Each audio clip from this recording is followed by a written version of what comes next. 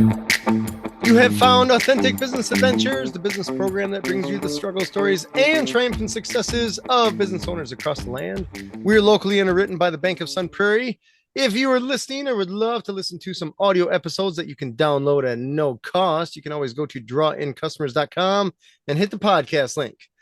We are excited because selling businesses is always a good time, right?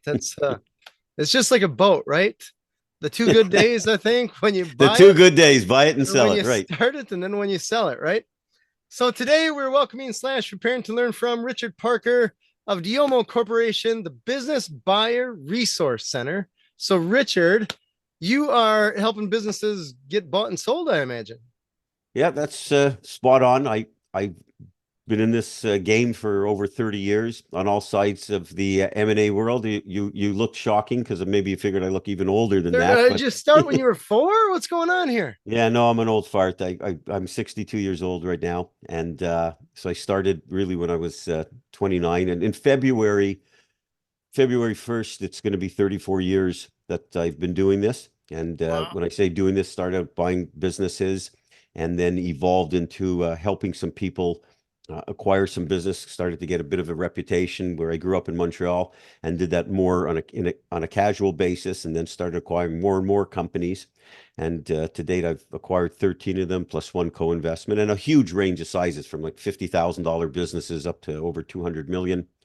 And along the way, I was involved in a transaction shortly after I relocated to Florida in 1996. And as I was digging into the business, as a business I was looking to acquire, it wasn't a huge acquisition. It was a little over $1 million, which I guess is large enough, and certainly was significant at the time for me. And as I was going through at a price and deal terms, all set, and embarked upon the due diligence, and found there was just a lot of shenanigans going on. And I'm not suggesting that there was fraudulent activity, but there was multiple companies and they were moving money from one company to the other and paying bills from one that were incurred expenses from the other. It was really like I like to describe it like a whole plate of spaghetti. And it really incentivized me, and my curiosity peaked as far as, what does the average person do who's looking to buy a business? What do they do to go about it? I'm not a smart guy. I just happen to have been doing it for a long time, so I was able to identify the problems. And when I told the owner that I wasn't buying the business and walked out of his place, I remember like it was yesterday, standing in the parking lot saying, the average schmuck would have bought this business. And that really motivated me to find out what's out there. It was the start of the internet, really. And I spent a year doing research related to this whole subject matter. And after interviewing hundreds of prospective business buyers, others who had bought businesses, some had turned out good, some had turned out poorly, business brokers, accountants, attorneys, realized that there was really no good resources for buyers. And I had looked at 100 plus businesses at that point and decided that, I really wanted to provide something valuable to people that are looking to change their lives, realize their dreams of business ownership, and really memorialize all my files. I kept unbelievable files of every transaction, everything I did, what happened, the outcome, good, bad, and otherwise, and said, I want to put it, I wanted to put it to paper to show people how to walk through this whole process, tell them what they need to do, what they need to know, what they need to do, and how to do it. And I had no aspirations for this turning into a business. I really wanted to just help one person. I mean, that was my goal. It was never done for money. And lo and behold, here we are, a bunch of years later, and sold over 100,000 copies of this program and helped thousands and thousands of people.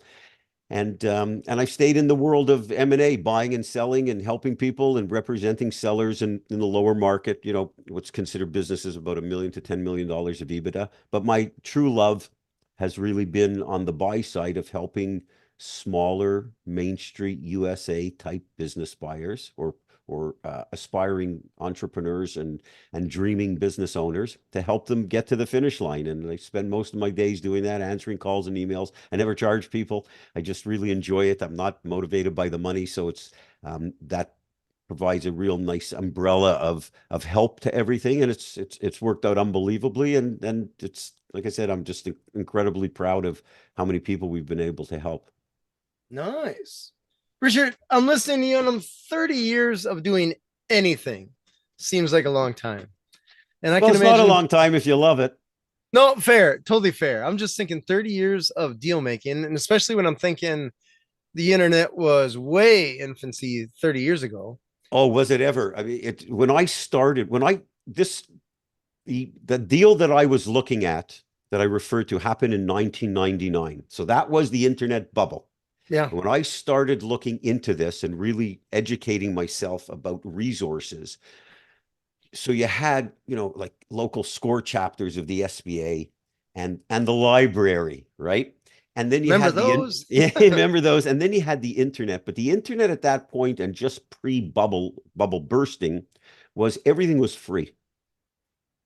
And despite the fact that I never went into this for the financial aspect of things, my thinking at that point was, as long as all this information, no one was really selling a lot of merchandise. You had Amazon, but their stock I think was at like $67 at that point or something. Yeah, But 99. yes, It was something like books. that. Yeah, yeah, right. Books. They were selling books. But my feeling was, as long as all this information was going to be free, it probably wasn't going to have a whole lot of value, because it cost nothing.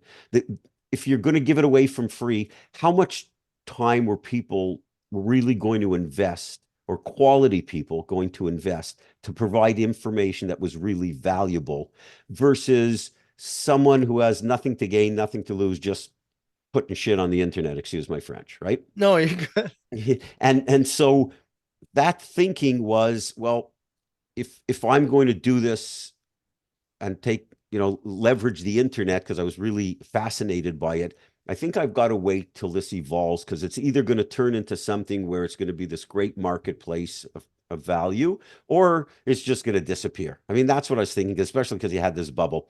And shortly thereafter, within a couple of years, it started to make this shift towards people monetizing information and products and services. And that's why I felt that going down the road of the internet versus publishing a traditional book would make a whole lot more sense, because the internet would ultimately reach global proportions. I mean, it was Mhm. still in its infancy, so I think about how much has evolved over 20 years. You raise a good point, but that was my thinking. And I'm not smart. It just happened to evolve that way. And I mean, I could have never dreamed. I don't think anyone would dream what it would have turned into. But that was how I went down the road of self-publishing and trying this thing on the internet, because I thought I can get the word out, maybe write some good articles and help, provide some information, not misinformation, but factual, real world information that's practical, and do it in a way aligned with websites that were formidable and reputable, and that's how it ultimately evolved. That is cool. Oh, I just want to reiterate this for the people that are sub 40 years old to help them understand and paint a picture here. Google wasn't a search engine back then. I don't even know if No, it was a sir. company back then. You're No, talking Netscape or something like that. there was Net Overture was one. Overture. There was Ask Jeeves. Oh, yeah. Ask Jeeves. And Google, shortly thereafter, if you recall, Google didn't have ads. Google was just a search engine. There was um oh my God, Lycos. Oh, wow. Lycos. Yeah, yeah. I remember Lycos, Lycos. Lycos. I think Earthlink might have been one of them. Oh, yeah. So there was none of those even exist anymore. But even Google, when it started, for quite a while, had no ads. Like if you go and search on Google now, you have all those sponsored links and Mm-hmm. advertisers, and Mm-hmm. that's where they generate like gobs of money. But remember, early on they said, no, we're not going to allow any advertising on this website. Yeah, We're remaining pure to the search and whatever. Yeah, see how long that lasted, right? they changed from do no evil or something like that to Yes. something else. Yeah, They're like, we do got to get rid do of as that much one. evil as possible. Right. We had pay-per-clicks when we launched the website, and this was April 23rd, 2001. So Okay. I had Oh, someone right at the bubble. Yeah, yeah. right at the bubble, had someone design the website. And when I sat down to write this material, part of my research went into um, speaking with a lot of people who had written books and what have you, or conversations with individuals. And it was amazing to me how many people I came across who said, "Oh yeah, like I'm writing a book," and said, "How long you been writing?" And they tell me 17 years. Oh, They yeah. never got it published, or others that just never got around to doing it. And when I sat down to write it, I said, I put together unbelievable notes and a framework, which I call this thinking tree of all the subject matter and all the situations, and said, you know what, there's no way I'm not going to get this published. And I said, I sat down to write it on January 1st, 2001. And it was my mother's 70th birthday on March 31st of that year. And I said, I'm getting it written to complete before her birthday. So I wrote everything in 90 days. Wow. But I had an incredible outline, right, of every single component of the business buying processes. They say the thinking tree, like the trunk was, valuing a business, and a branch was, asset valuations, and a leaf off of that was the drop downs to that, and had probably 50 pages of that type of outline, then wrote it up, and managed to get it. I didn't want to do self-publishing was just starting. So when we went live with the website, the ad paid per clicks. The guy who did my website, oh, we're going to do these pay per clicks. I said, what the hell is that? He said, oh, no, you go into these websites and you can design a little ad and you pay like $1. And if someone clicks on it and they buy your course, but either way, you pay for them to click and come to your website. I said, okay, yeah, let's try it. I gave him $1,000 and said, run a bunch of ads. And I'm sitting home at night. That night, I mean, it's April 23rd, 2001. And I get an email and I see order receipt. And I said, I didn't buy anything. Like people were afraid to even put their credit card into a website at that I point. remember that. I said, order receipt. I didn't buy anything. What the heck is that? And I opened it up and I see how to buy a good business at a great price and someone's name in Miami, Florida, of all places, like 40 miles down the road from me. And I said, oh my God, I can't believe I got an order. And that was Overture was the name of that website. You did the pay-per-clicks with Overture. And Wow. isn't that nuts? That is cool. That is cool. So tell me, let's dig into this business buying and selling and all that jazz. When you first were starting out, how did you know where to even look I to didn't. figure out what business to buy? Like now, there's hundreds of websites to go on to find businesses that are for sale. But I mean, are you knocking on doors? What are you doing? Yeah. Way back when it was, at businesses for sale were listed typically in the Sunday newspaper in the classified section and in business opportunity section where you had these little ads, but they're really poor ads. I mean, there were 3 lines because advertising in the classifieds was very expensive at that point. So any business owner or business broker would put up what they thought were their best listings, but only a limited amount because it used to cost them like I think about $27 to do that little box ad, and it would just say, something like pizza parlor for sale in Broward County, that would, asking $4.95, right? It was nothing more than that. And they'd give you a phone number and they had no information. You couldn't get the financials, and businesses, whether they be in retail or other ones, I mean, they had tons of unreported income. It was just like every business was almost a mess, but it was networking, because networking really hasn't changed. It become more sophisticated with technology, but you went out and you knocked on doors and you spoke to accountants and attorneys and individuals and business owners. And my tactic, my first business, I happened to acquire something that was in an area that I was familiar with in a consumer products business. And so that was a little easier because I bought a company from, I basically become the Eastern Canadian distribution rights for a company that was owned by Hasbro, the toy business at that point. Then it was a company that I was affiliated with beforehand. But subsequent to that, it was just, it was through chance encounters. I built my businesses after that. I was looking for additional acquisitions to build my business. And as I started thinking, hey, this type of thing would make sense for my business, you just did it the old fashioned way. You just went out and spoke to as many people as possible. Do you know someone in this business? Or if you speak to an attorney, do you know someone who may be doing work for this type of business? And it was an unbelievable amount of digging. However, that grunt work proved to be terrific training ground. So, but in answer to your part of the earlier question was, I didn't know what the hell I was doing.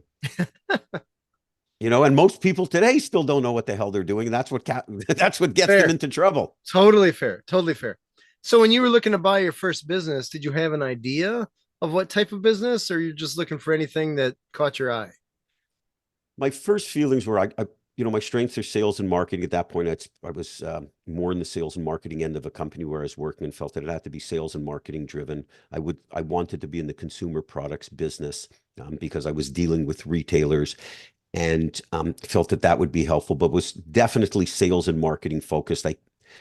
As the years went on, I've really learned that where people run into trouble and where I ran into trouble, because it's great to tell you about a bunch of successes, but I had plenty that crapped out too. And and what I see is, and I try to explain to people is very often people confuse experience with expertise, meaning Oh, all the time. meaning you're in the healthcare business or you're in the commercial landscaping business or whatever it may be, and you believe you're going to go out and you want to buy a business or start a business. I'm not a big proponent of starting businesses, but you want to go out and buy a business and you believe, well, been in the healthcare field, I got to look for something healthcare. And that's wrong, wrong, wrong. Because that's experience.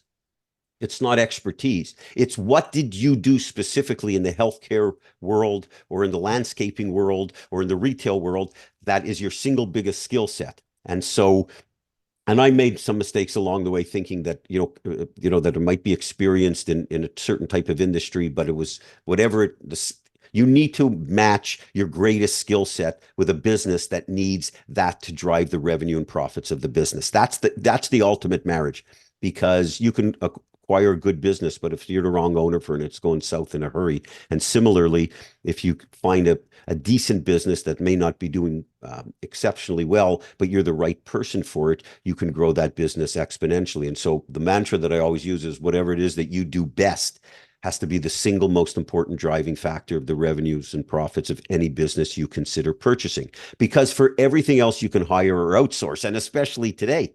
And so digging into that skill set, because everybody has that one golden skill set. It could be sales, it could be marketing, it could be logistics, it could be putting a plan together, it could be operational, it could be manufacturing know-how. So that's where the focus has to be.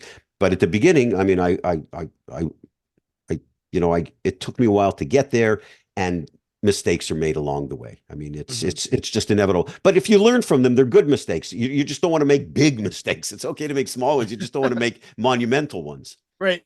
Right. Yeah. Mistakes are going to happen regardless. So, right. Yeah. It's the quality of the mistake rather than the right. terrible ones. Tell me, so was the idea, I guess over the course of 30 years, I imagine it likely changed. Was the idea to buy a business, build it up and sell it, kind of like flipping a house kind of thing? Or was the idea to buy a business and, hey, I'm going to retire with this thing? What was the initial goal? I never buy them with the idea of selling them, but I always buy them with the idea of building them like I have to sell them, so that I'll put proper procedures and systems and people into place so that if the time comes that I want to sell it, I make it very easy for the buyer, because it's good structure and good people in place. And but I've never went into the idea with flipping it. And I understand that philosophy. There's, the private equity firms, that's their business, right? They go in, they put some money into business, they fund it, they provide growth capital, and they've got to exit it. I mean, that's their plan. It was never my plan. It's still not my plan. Everybody has their differences. You could do both. I mean, one is they're not, you can't. It's not like you can only do one at the expense of the other. I mean, you grow your business, and if it's a good business, and businesses, the average business sells every 5 years, so it's probably going to happen. But I never went into them with that idea. I love business, and I find, especially if it's something that I haven't done before or it's a new industry, I find that intellectually stimulating, learning about a new business. And even if it has a reasonably steep learning curve, as long as my skill set is what it needs to grow. But my idea philosophy has always been go in, I want to learn about that business. I get very involved operationally for a short period of time, and then bring in people. All right. It's interesting because I keep in my head relating this to buying and selling cars. So I used to be a mechanic way back when, and I buy and sell cars for fun. You fix them up, and some you buy because they're toys, but eventually they go away. You sell them. And others I buy just fix up with the intention of getting rid of it. But I always make sure that I buy a vehicle when I buy a car, motorcycle, whatever, one that I would not be afraid to keep. Like if I can't sell it, it's all right. I'm okay keeping it. And I keep coming back to this with the business thing. It's so interesting because you're like, buy it not with the intention of selling it, but eventually you can't take care of this many businesses, so something's got to go. Just as like you can't store all of the cars that you want, so some of them have to go, kind of thing. It's well, interesting. I think it's very interesting because there's a direct correlation between those two. I mean, it's a perfect analogy. The fundamental thing that you said was, if you buy it and you have to keep it, you're not buying a piece of crap to start right. with. It may need some mechanical work, it may need some tender loving care and some cosmetics, but you're not buying a piece of garbage, right? Because the piece of garbage is just going to continually be a piece of garbage. And that's why I fundamentally believe, I mean, there's no dissuading me on this. I like buying good, solid businesses. I don't believe in buying distressed businesses. I don't believe in buying garbage businesses. I don't believe in buying turnarounds. For some people, they work, but if, especially for an individual who's looking to get into entrepreneurship, or business ownership, often for the first time, there's going to be enough heartburn. You don't, and if you don't have experience with turnarounds, don't be buying at a distressed business, because there's a reason why the word stress is in the middle of that name, right? Because that's what it's going to cost. So it's very similar, because, I acquire business, or the way I teach people to buy business, you want a good business with solid fundamentals in place that can become terrific and great with you as the new owner. But you want those fundamentals because at the beginning, you don't even know, like in the motorcycle case, you don't even know what has to be changed. Right? You don't know what to even fix. So at the beginning, you have to learn the business. So that's why you want to buy something that's solid, that's going to transition well to you, that the learning curve is not too steep. You're going to have an opportunity over 6 to 12 months to learn the business, get the guts of the business in your belly. Because you may keep it, you may not, you may sell it down the road, but you don't want it to be an endless headache. You want to, if you do this right, you get the keys to the business on Monday, you should be able to take a paycheck on Friday. Nice. Okay. So that's like the motorcycle, where you buy it on a Monday, but you could still drive it out of the guy's place, or drive it around with you might need an oil change or something minor, but you could drive it on the weekend, versus saying, I got to put it up on the rack and fix it for the next year. That's not the way I see this being the best way to acquire businesses. And it's proven itself repeatedly. All right. So tell me, the big deal when it comes to buying and selling businesses is valuation. So let's go down the road and just talk about how you feel is the best way to value businesses, because that's a huge gray area. And I suppose it's just like buying or selling a car, right? People always are thinking, I know what I got. It's worth millions. And you're looking at it saying, not so much. Wheels to a match, right? Well, valuation is very important. Terms are more important. Oh, okay. So valuations, a few things, and I'll provide some not industry jargon, but just some ideas to set the stage, if you will. So valuation is more of an art than it is a science.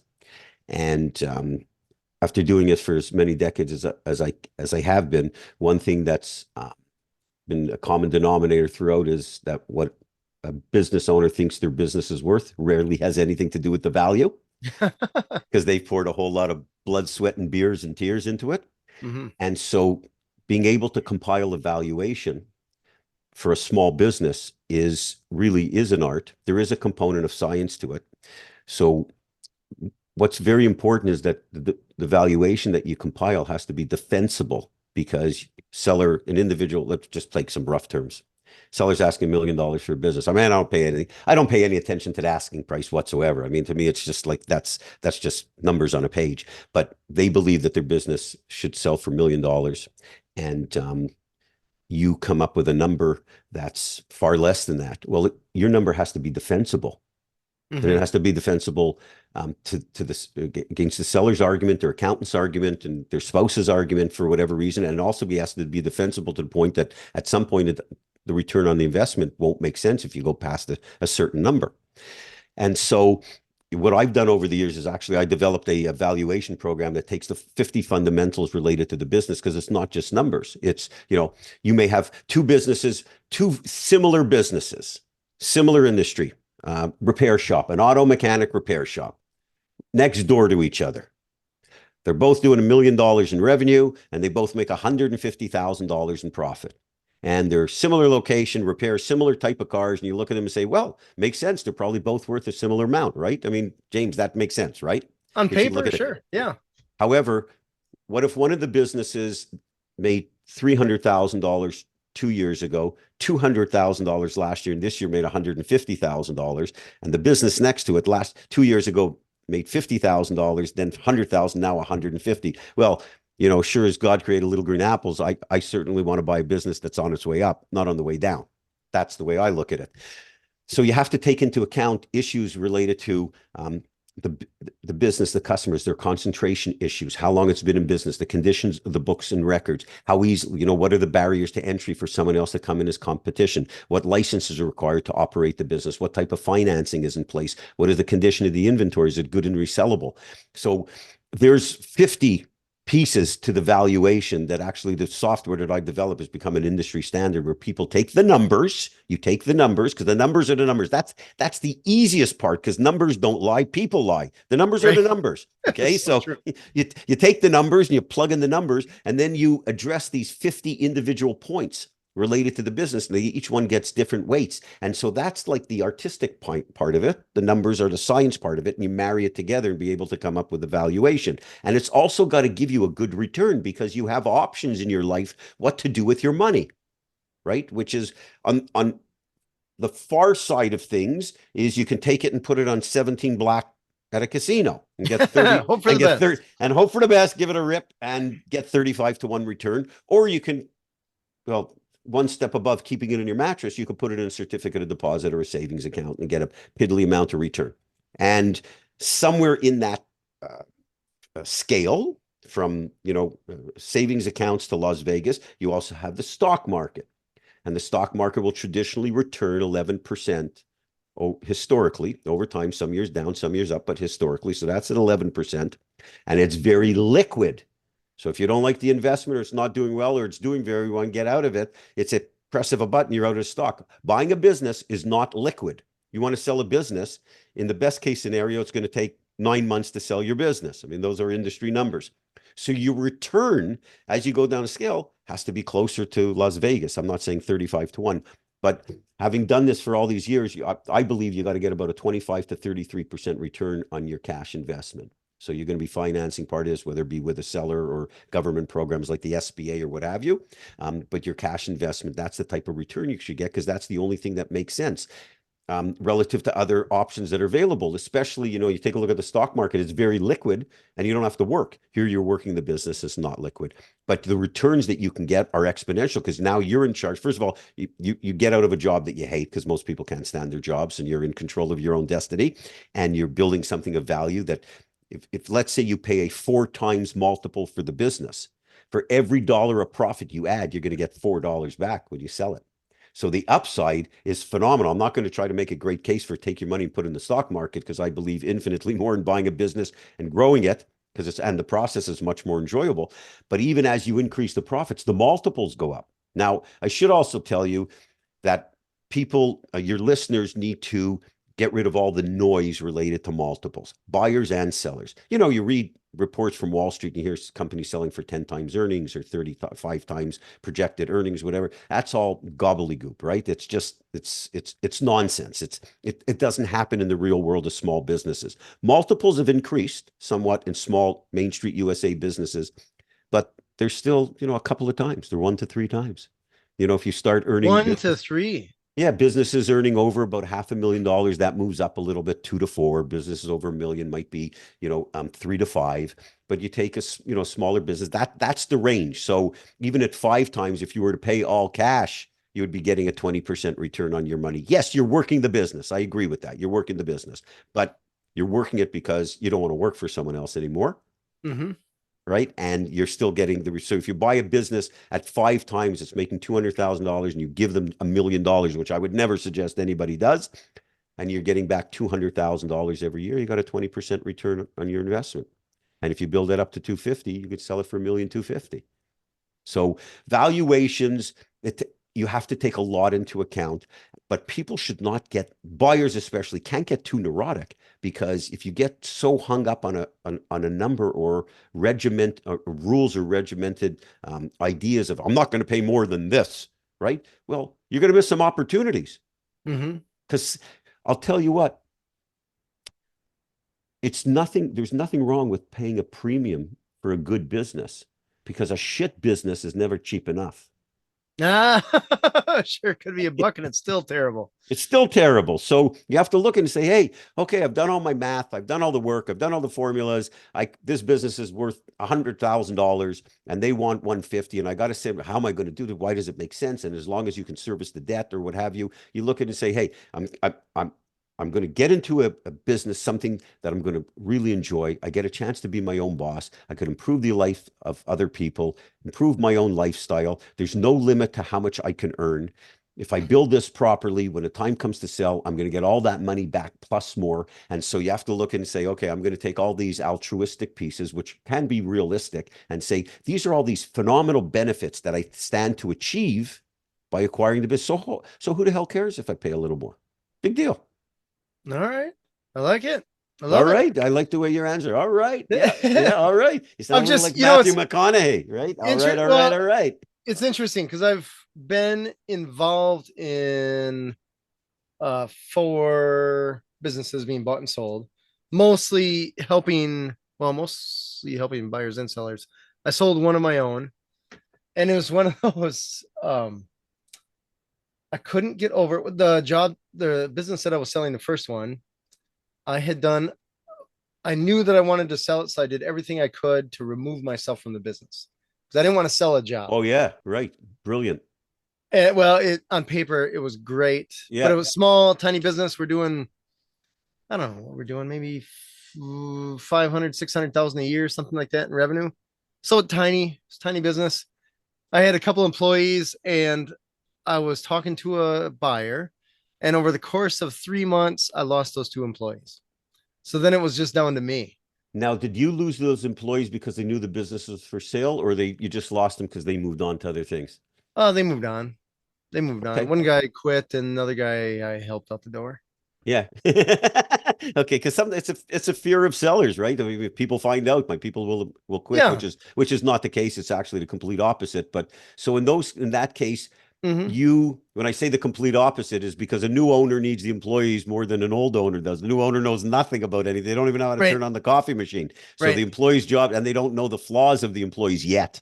And so Mm-hmm. their jobs are pretty safe. But when you had those buyers go, or those employees go away, and now you're a one-man Yeah. band. So you Mm-hmm. have to build the business back up again, or you just have to sell it substantially Uh, lower than what you thought you were going to get no, for. no, no, no. I was able to maintain revenue because with those employees, I had it set up where I wasn't really needed in the business. Wonderful. So So, it so sucked for because I had to no, go back to work then. So then I was more motivated to sell it. well, you're more motivated, and for someone coming into looking to buy it, it's even more attractive because the learning curve for them to say, hey, they've got management in place or people in place. And that reduces someone's learning curve, which provides a high degree of comfort. And some people look for some absentee-run businesses which is a whole different subject matter. But when you went back in and got involved, you immersed yourself back in the business, Yeah, it was. I'd been doing it for years, so it was right? easy. Yeah, And it what was happened easy. after that? They ended up buying. It was a very, very, very long. I want to say it was 8 hour negotiation. One day, it was one of the most memorable, painful, and happy days of my life because you sell a business. I owned that business for 8 years, or a month shy of 8 years. I started it from scratch, whatever. So it was interesting because the buyer, he had 2 accountants and he had one attorney that he was bouncing between, plus his Oh, daughter trying to do all this stuff. oh, yeah. And I just had me. And I had an attorney that was essentially just waiting so that when they presented the buying documents, I could give it to him and say, "Hey, is this legit?" Move on with their life. But Right. it was very interesting just to see the process and how I'm like, I feel like neither one of us know what we're doing. And I feel like we I got an okay deal. I think it could have been better, but I didn't really shop it and they didn't necessarily shop it. So And how did you find your buyer? they were similar business that I had worked with. I used them before.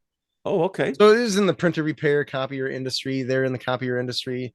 I was more on the printer side. So it was a very easy, they already had technicians that could absorb the business painlessly. Well, semi painlessly. With a little pain. There's always a little pain. Yeah. Yeah. So it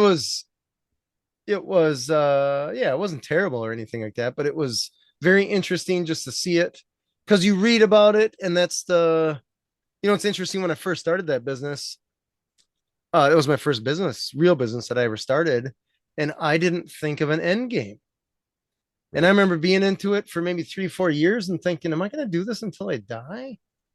Or what? Like, I got to figure out a plan here to get out of this, And whether it's that's 20 years down the road or two or weeks down the whenever. road, whatever. Yeah, and it's so important because most people don't. And Yeah. the, and what I always find fascinating about all this when I oftentimes on the M&A side where I represent some sellers, because I do some, as I mentioned earlier, some intermediary work. And very often my work takes me, 3, 6, 12 months of advisory work with a business owner before the business is ready to market. I never believe in taking a business to market that's not ready to sell. I'm not just, Oh. like typical, like, most, and I don't want to disparage. Well, and say I'm going to disparage business brokers because I'm in that fraternity, if you will, at a higher end. But what typically happens, they just throw businesses for sale that aren't ready to be sold. And that's why the majority, like if you go to these biz buy sell online databases of the world, 75% of those businesses never get sold because they're not ready to be sold. And what happens when I sit down with the seller, say if you put certain things into place, right? You should run your business like you have to sell it. You may not sell it, but you should have to run it like you have to sell it. And what that means is the things that are concerned to you or things that are important to buyers should be addressed early on because it's going to make you a better business. For example, good books and records. Good books and records are just going to give you a better pulse in your business, number one. And a buyer is always going to look at it because most deals fall apart because the books and records, the seller can't validate what they've initially represented.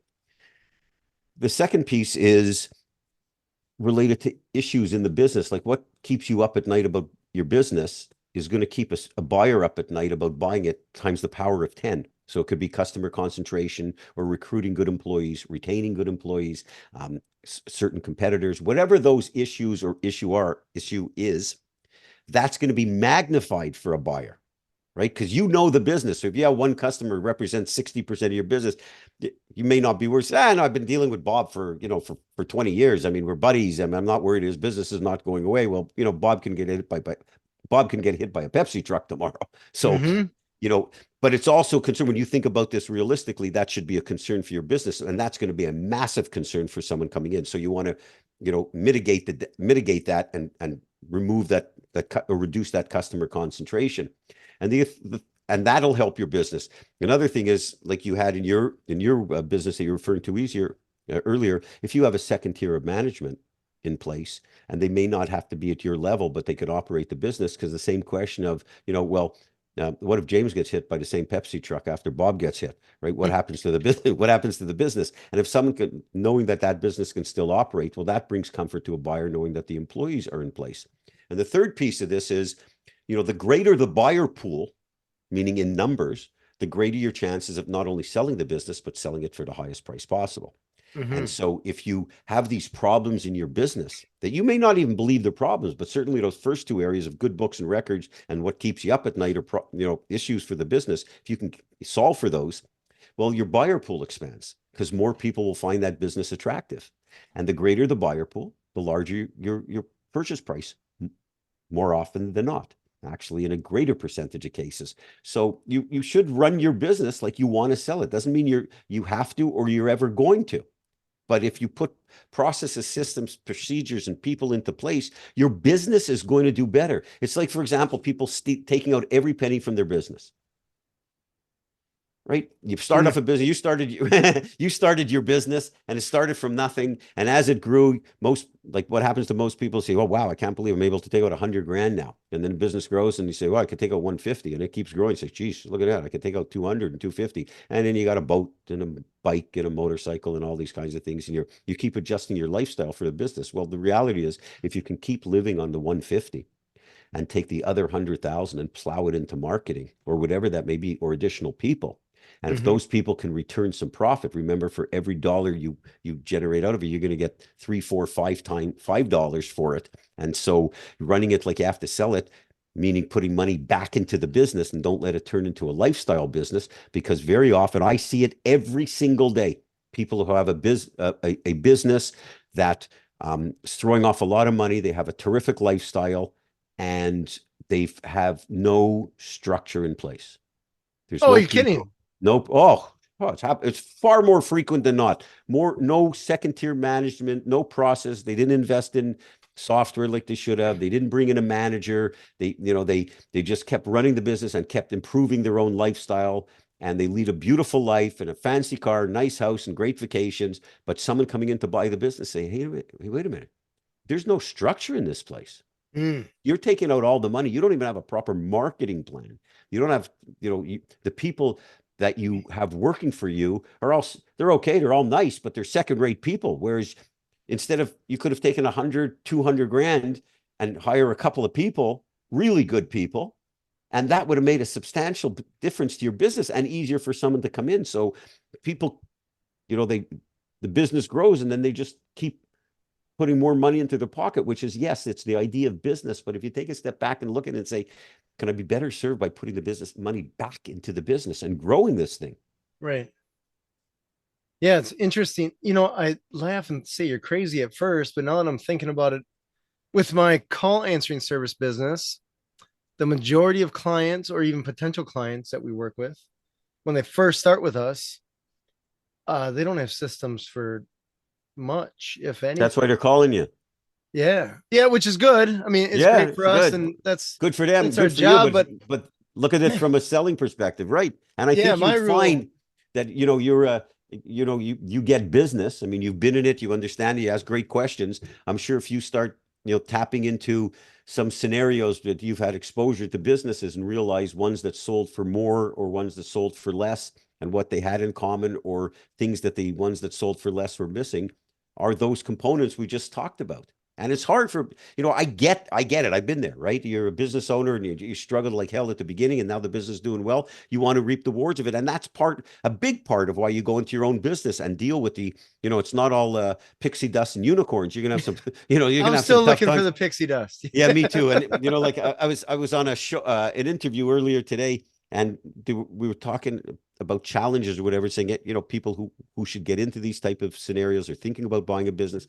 Say there's always there's heartburn and aggravation with running a business. It's not all smooth sailing. Said I can't even tell you how many times I went to bed on Monday night, had no clue how I'm going to make payroll on Friday. I mean, that's just part of it. I remember those days. Thankfully, they're well But past, but yes, I amen to that. definitely remember those days where I Yeah. remember depositing money from my personal account into the business, thinking this is the wrong direction for money to flow. 100% the wrong way. I I'm did the same paying to thing. keep my job. That's Yeah, what was going on. I remember doing it, and my accountant said you should never do it. I said, okay, so then you do it because I got to pay people on Friday. Yeah, right. Like payroll's got to be made. That's bottom That's it. line. Yeah, sometimes sometimes it really takes just one nostril above the water, and you do what you have to do. Mm-hmm. That's so true. Yeah, the rule is systematize everything, and that's one, I guess, from my perspective, so that your employees know what to do and the business can run smoothly. But also, if at any given time you want to sell it, that you actually have something to give the buyer to say this is how we do things here, and it's not just up here; it's actually documented That's so that right. And that's right. they And that's have a it. great point. And when you're pointing up here, you don't want all the assets of the business be between the ears of the owner and leave it Right. at 5 o'clock every day, because those aren't assets, Mm-mm. right? Those are really not assets. So being able to put those into systems and make it something so it could be either duplicated, expanded upon, or handled by someone else. That's critical. And so many, you've heard the expression, well, I looked at this business, the owner is the owner of the business. Yeah, well, to a certain extent, they're always going to be, but the more you can solve for that and reduce that, the greater the greater your chances for exiting. Plus, you'll have a better business, and be able to have more time away from it. I can't even tell you how many times I've been in meetings with business owners, and like you can't even have a meeting with them, right? The Oh, they're on employees the are phone. the phone, the employees are coming in 12 different times. And one question I always like to ask a business owner is, how much vacation do you take? And their first, I know that their knee-jerk reaction is to that question is, this guy hasn't even got the keys to the place yet. He's looking to take time off, right? I mean, but it's not that at all. It's an indication of how good your business is run. Because if you could take all kinds of time, I had a client recently took 120 days a year vacation. That's impressive. Yep. That is extremely impressive. Isn't Kudos that to great? them. Kudos to Yeah. them. So that's an extreme case, but you'll have ones, similarly, I had one client said, I haven't taken a vacation in 14 years and was proud of it. I said, are you Oh kidding? yeah, I said, you no. can't even find a building large enough for me to jump from if that's the way I had to work.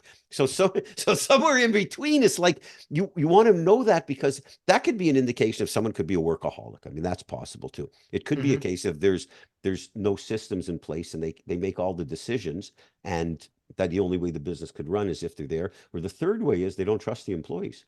Mm. And trusting the employees doesn't mean that they may be trustworthy, but the owner hasn't given them the latitude to run their little area of what they're responsible for. So they may be more than capable, but they're just the wrong owner. And so they don't believe, when I say trust, it's not just that it's not a case of saying they're just going to steal. It's a case of trust them to do the job without their, micromanaging. And you see that in a lot of small businesses. And, you know, the, again, I think about it as we're talking. I mean, just recent situations where you couldn't even ask this guy questions. Like you're Oh, sitting there for a 1 hour meeting, which when I think about it, should have taken 15 minutes because phone was looking at his text, answering call. I just got to get this. It's a customer. Like if you oh can't do no. that's just you just have not set yourself up well, and it's Was so this a easy to meeting? overcome. Was this a meeting that you were going to buy or Yeah, considering buying? Oh yeah, yeah, and no, and that was the last meeting. no, oh, no. Yeah, I Good don't luck. want no, Sorry about the no, heart yeah, attack. yeah, yeah, yeah. That's on its way. I have no interest in that.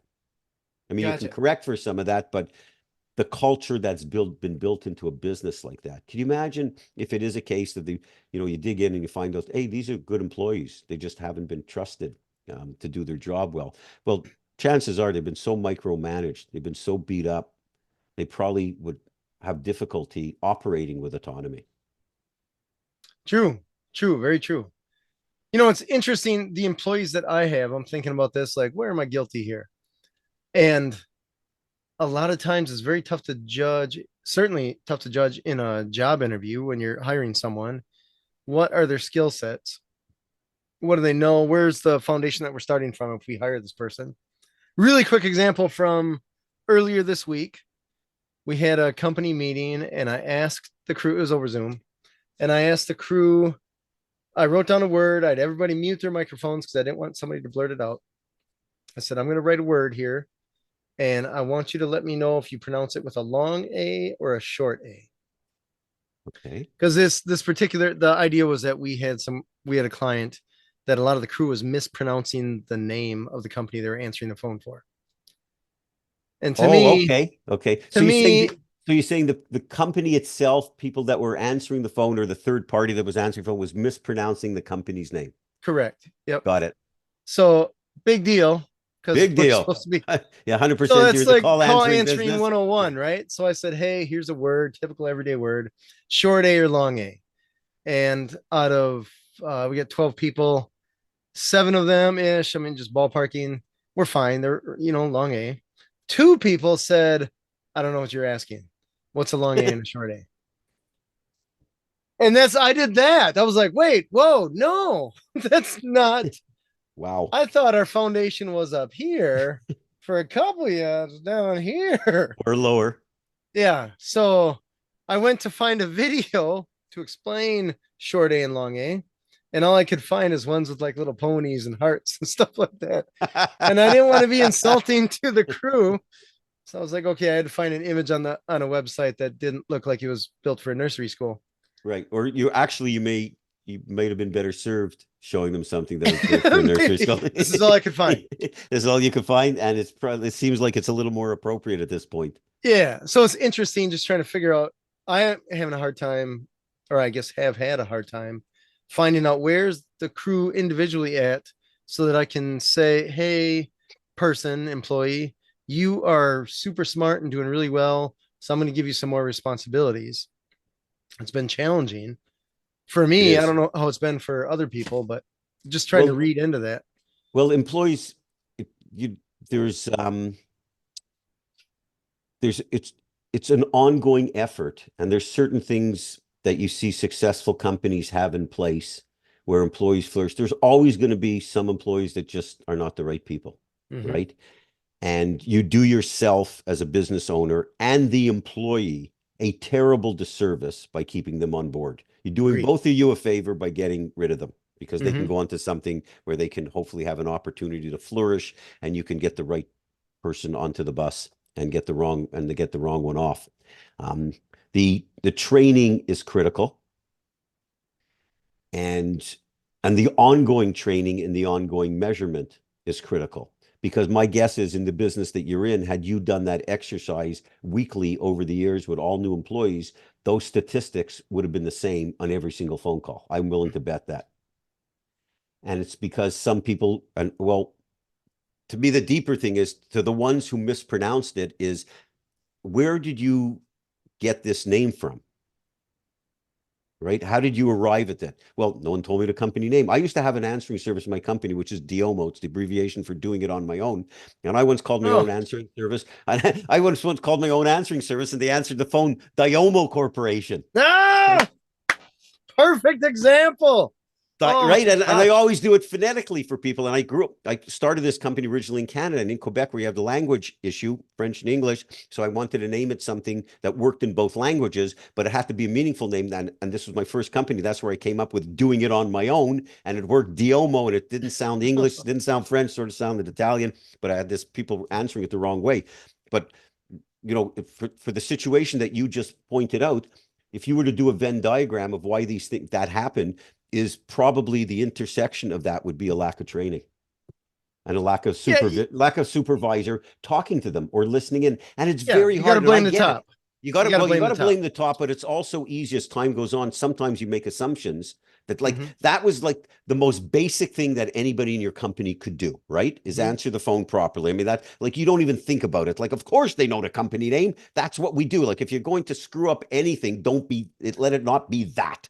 So There you go. Yeah. it's almost like you look at it and say, you wouldn't even think that you have to invest time into finding out if that's a problem, because you made the assumption it's not. And Hmm. so, the oversight, and some people don't care. So, I mean, but you have a small percentage of those employees, and it is very difficult. To your earlier question or point, with during the interviews, you really don't know. I mean, if I've hired some people that, like, I would have bet on would have been terrific. I hired one person that I was sure that this guy was going to be unbelievable in a sales capacity. I mean, the interview, it could not have been better. On a scale of 1 to 10, it was like a 15. And this guy got hired. And after 3 months, like, he was a disaster, Oh an absolute no. disaster. And it took me a long time to get good at hiring, because I really wasn't good. I used to have a tendency to uh, um, hire people that I really, really got on with and liked, versus really double clicking on their qualifications for the job. So I tried to get a little better over the years. And when I brought this guy in after like 90 days, maybe it was a little longer, say, I don't know, I won't say his name because he'll know who he is. He said, like, I don't understand. I thought you were, like, perfect for the job, like, based on, and walking through some of the things and how I came up with my evaluation. And his answer to me was, he said, I interview very well. I've been And I told that at least three times. and I said to him, yeah, it's like, but you screwed up everything after that. Right. Right? So, but I blame myself. I mean, Hmm. because I had the tendency to. He did interview well. It was and I liked him, and what he said was good. And I'm not so sure how in every case you quantify everything. Very often, I think you need second and third interviews. And what I did, because I was never good at interviewing people. I mean, again, for that particular reason, maybe just from a personality side, if I like someone and got a good vibe from them and thought they were good, and the resume seemed to measure up, I want to give them a shot. But for me, anyways, it really took saying, okay, you know what, Mr. Parker, you're not very good at this. And so you've got to bring in someone else to do the hiring, and sometimes two or three people to do the interviewing. And you got the people that you trust their opinion. And even if it's against what you think, I have a track record of not hiring the right people. And so I've got to remove that responsibility, because I'm just no damn good at it. Fair. Totally fair. Totally fair. I know we don't have a ton of time left, so I want to dig into this last point.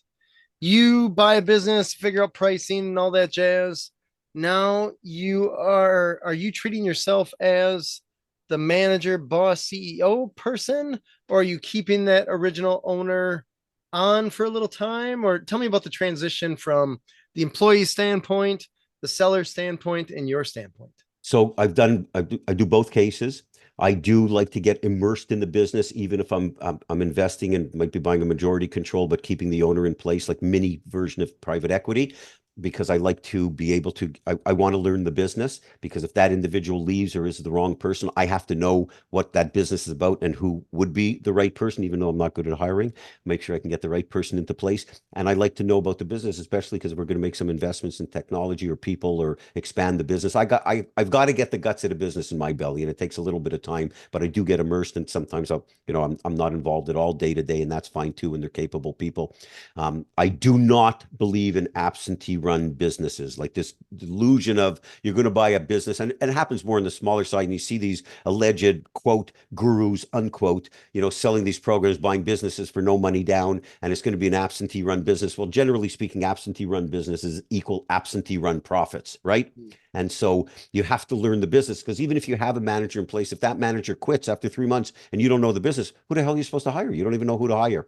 So I do both scenarios, but from my perspective, especially on the smaller side, you've got to get involved in the business. So I like to change shares with the owners more often than not. I learn the business. There's a transition period. Once I feel comfortable, I want to get them the hell out. It's my business. I don't need them there. They usually cause more harm than good.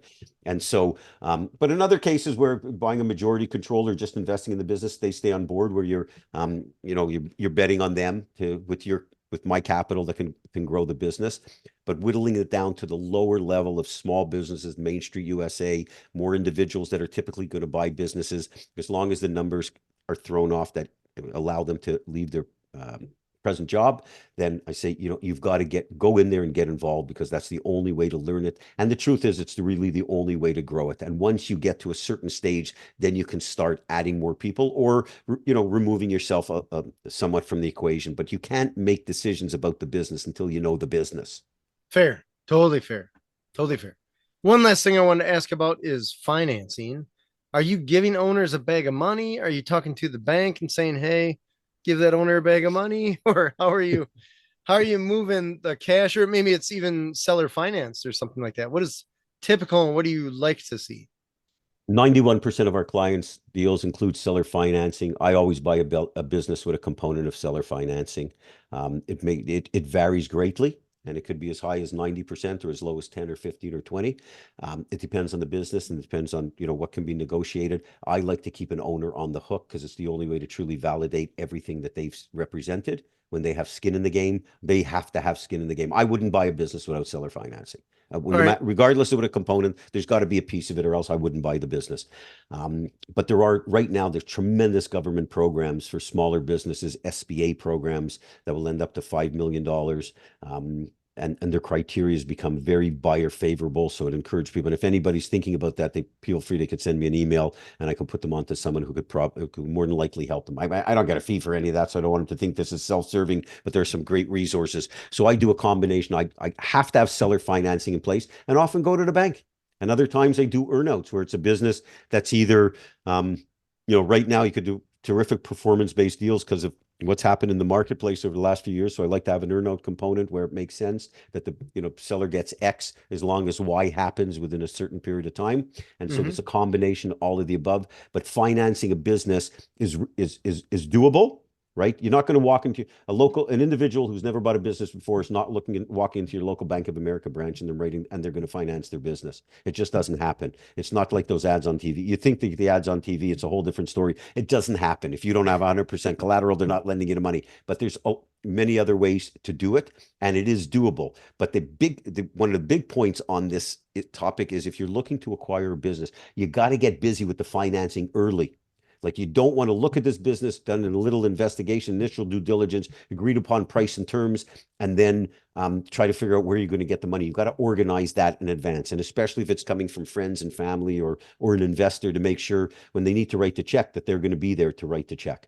So I would say on the small end, as it's a couple of bullet points, I absolutely want to see seller financing in place. Deals are financed often through third-party lenders, but you need a track record. The SBA is a good vehicle. And if that's not available to you, then I go down the road of absolutely financing it with the seller. And then you're putting a down payment on the business because you're not going to buy anything meaningful for no money down. It just doesn't exist, despite all the raw, wonderful things you see on YouTube and Instagram. Right. It just when you start breathing air from this planet, I'll tell you that's just not, that's not the way it goes. But seller financing is a huge piece if the traditional, banks or SBA programs are not available to you. Because very often that's the only way the seller is going to get the business sold. And as a buyer, you want them to have skin in the game. Fair. Totally fair. Yeah. As a seller, I want to pull the chute as fast as possible because Yes. I want to move to Florida or Come whatever. on, I got room here. It's it sounds great as a seller. Yes, you'd like to sell a business for all cash, but it just doesn't happen often. And you're going to take a real haircut if you're going to try to sell it for all cash. And if you take a look at me here, I can't afford to take a Ah. haircut. And so, but it's not, that's why you got to operate in the real world. Seller financing and the lower end of the market always has been, always will be a big piece of it. And more often than not, that's what it takes to get the deal to the finish line. And so a seller, you want to make sure that the buyer is the right person to buy the business. And keep in mind, if you're selling someone a garbage business and you think you get a great price, well, they're going to have garbage too, and you're not going to get paid. Mm-hmm. Mm-hmm. The one deal that I had where I sold my own business, I financed it. I didn't like it, but it But you was did also it. one of the, what's that? But you did it. I did it. I knew the guy and I've known him for years. So it was one of those, there's trust on both ends. Right. I had a little bit of worry um, that he would flake. And I thought, well, then what do I do? Because then the business essentially goes away and there wasn't any, I mean, there were assets, but we're talking a few $1,000s of assets. There wasn't, Right. the business was not assets. So I had a little bit of concern, but on the other end, I wanted out. And that's what it took to, right. And that's what it took to get to the finish line. And sometimes sellers have to look at it and say, okay, if you got to develop that trust. I mean, if you try trust and like each other and the seller wants to sell and the buyer wants to buy, you can't stop them from getting a deal done. They'll figure out how to get it done. But Yeah. sometimes it's a case of, hey, I need you to come in here and work here for 3 months, or maybe buy a smaller piece and maybe make sure you're the right person to sell the business to. But if you're getting a meaningful down payment and you're going to have to finance it in order to get the finish line, because that's what it takes. I mean, there's no getting around that. And No. if there's not a third party lender that going to finance that business, so you better be prepared, because that's part of small business transactions. I'm even seeing it on the higher side. I was involved in a transaction recently. It's well over $20 million, and it was a private equity firm, and it was one of the first deals where because the banks are lending less money as a percentage or a ratio, because they do it based on a multiple of earnings, right? If the business makes $1 million, they used to lend 3, 4, 5 times that number as part of the total purchase price. Now they're down to 1 to 2. So someone has to bridge that gap, meaning the buyers have to put in more cash, which is a good thing. But they're looking at sellers to provide some financing, which I never used to see in the larger deals at all. And now it's part of it. I mean, it's the only way to get it to the finish line. So it's accepted, it's common, it's normal. And at the end of the day, you want to get a deal done, you better be prepared to finance. So make sure you find the right buyer. Tell me just really quick about oh my gosh, the points. I have known recently a couple companies, actually coincidentally were in the construction-ish business, electrician, roofer, and the guys just retired, closed up shop. And these were businesses that had to be doing high 6s, low 7 figures, had employees and stuff like that. And I asked buddies, I'm like, why wouldn't they even try to sell? Even if they're going to be like, hey, here's a business, it's doing $1.2 million, $20,000 and it's yours, or some dirt number, right? Right. Instead of just closing it up and selling the trucks and being like, I'm retired now. And I must tell you, James, those industries are exploding with valuation. The valuations have gone out of control in home services, business services, HVAC, plumbing, electrical. Crazy. The multiples have gone bonkers because there's some roll-ups going on. But yes, I agree with it wholeheartedly. If you have a business and for whatever asinine reason, you don't want to go through the process of selling, right? And sometimes it could be you don't have a choice. It could be, health reasons or whatever, and I get that. But let's assume you don't want to go through the process at all. I mean, to your point, if you have employees, hey, I'll tell you what, guys, I'm going, and they're doing $1 million a year and the owner's taking out 150 grand or whatever the number is. Say, hey guys, I'll tell you what, I'm going to give you the business. You just pay me 50 grand a year for the next 10 years. And if you run into any difficulty, I just want access to the year-end statements or the ability to audit. But if not, the business is yours, right? 1 employee, 2 employees, all the employees, whatever the case may be. I mean, to just shut the doors on a business, unless it's again, a health reason or something along those lines, even if you don't need the money, right? Let's say you don't need the money. To me, it's like, what better gift can you give your employees? Right. Agreed. I mean, what nicer way to say thank you for all your years of service? If you don't want the money, well, that's fine. Good for you. But you don't get, I mean, it's mind-boggling to me that someone would do that. Yeah, I've heard it recently a few times, and I've heard of it. Another company is a roofing company that had to be, I would say they had to be multiple 2-digit $1 million. I don't know. What does that make it? 8 Hey, digits? if you find another one like that, I'll buy it with you. I'll send it. I heard about that particular one, I think 3 months after the fact. And I was like, well, I would have bought all the trucks, get the website going, and let's no problem. You don't even have to call me. If you find one like that and they're profitable and they have employees in place. Yeah. Right? I'm in with you. All right. You got it, Richard. You got it. Perfect. Richard, I appreciate you being on the show. Can you tell us a website or how people can find you?